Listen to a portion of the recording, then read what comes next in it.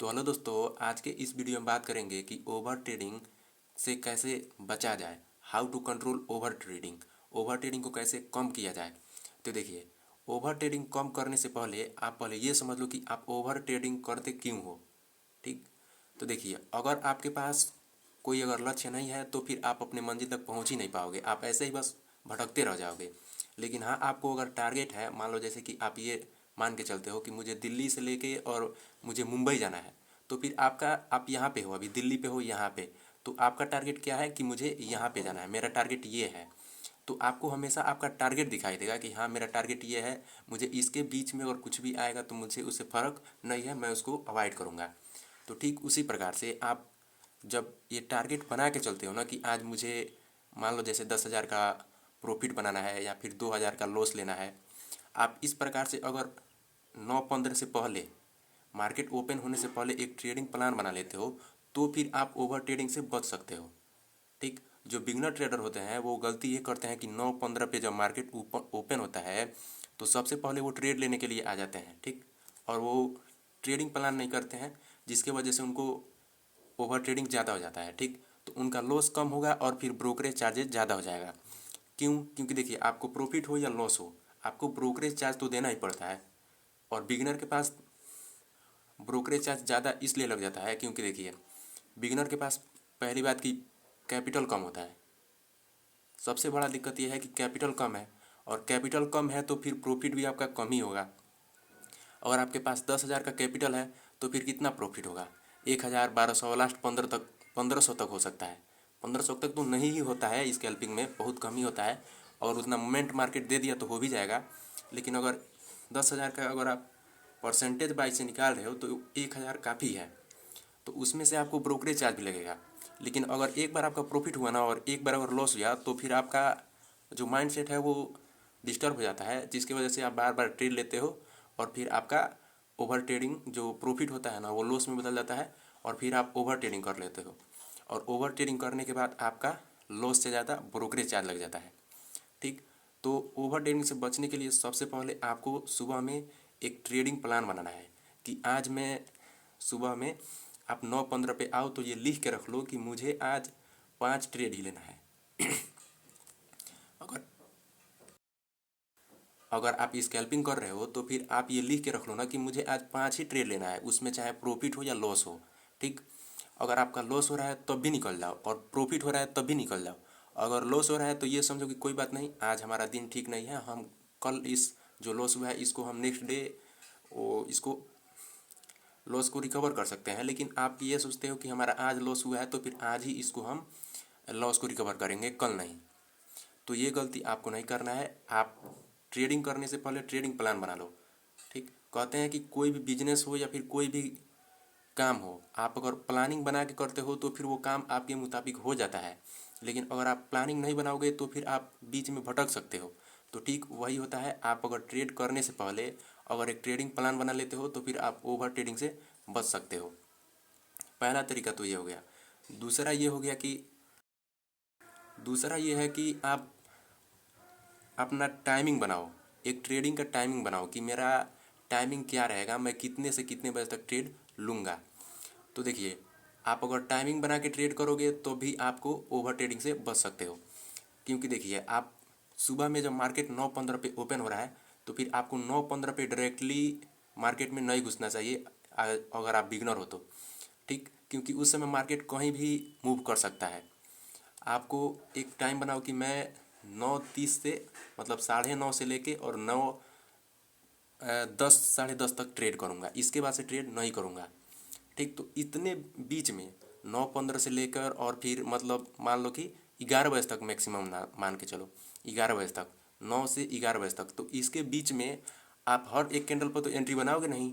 कोई chart pattern देखे, कोई चार्ट पैटर्न बनेगा तभी बनाओगे, अपना एंट्री बनाओगे।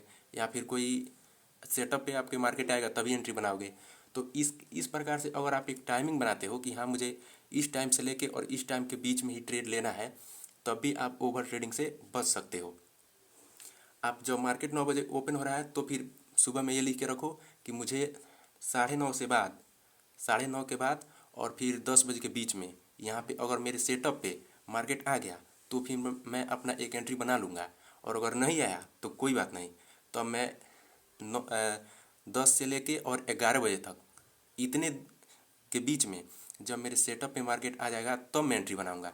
अगर आप इस प्रकार से अगर प्लानिंग करोगे तब आप ओवर ट्रेडिंग से बच सकते हो।